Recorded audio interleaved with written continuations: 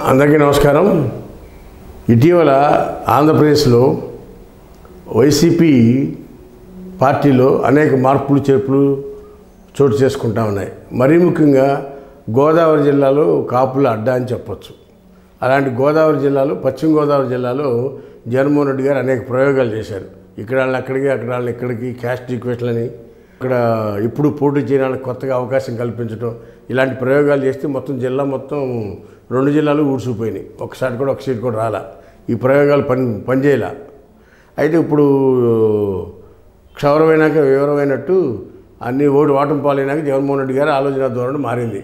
ఆయనకి కానీ ఆయన అడ్వైజర్స్ కానీ ఆలోచన ధోరణి మారింది.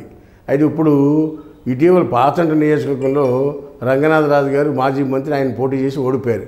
ఆయన ఓడిపోయిన తర్వాత ఆచంట, పాలకొల్లు, భీమవరం నియోజకవర్గాల్లో పార్టీ ఇన్ఛార్జీలు మార్చాలనే ఆలోచన వచ్చింది వైసీపీ పెద్దలకి. తడువుగా ఈ పాలకొల్లు నిమ్మల రామ్మోహన్ గోడాల గోపి అని సెట్టిపల్లి కులానికి చెందిన వ్యక్తిని నుంచోబెట్టారు. ఆయన ఓడిపోయారు.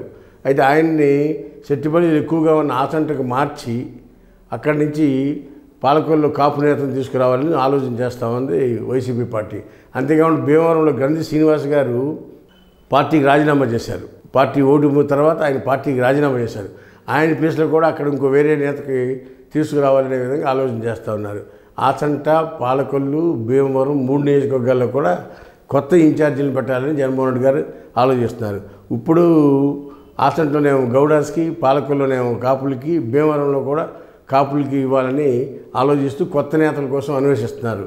అందులో ఆ అదృష్టం ఎవరికి వరిస్తుందో వైసీపీ తరపున పనిచేస్తాకి వేచి చూద్దాం. త్వరలో కొత్త నేతలు నియమిస్తారని ఆశిద్దాం. హాయ్ ఫ్రెండ్స్, మా ఫ్యూచర్ టుడే ఛానల్ చూస్తున్నందుకు చాలా థ్యాంక్స్. మరిన్ని లేటెస్ట్ వీడియోస్ కోసం వెంటనే సబ్స్క్రైబ్ చేయండి. అలాగే ఈ బెల్ ని కూడా రింగ్ చేసేయండి. మా లేటెస్ట్ వీడియోస్ నోటిఫికేషన్స్ అన్నీ మీ మొబైల్లో వస్తాయి. మా వీడియోస్ మీకు నచ్చితే లైక్ చేయండి, షేర్ చేయండి, నచ్చకపోతే కామెంట్ చేయండి.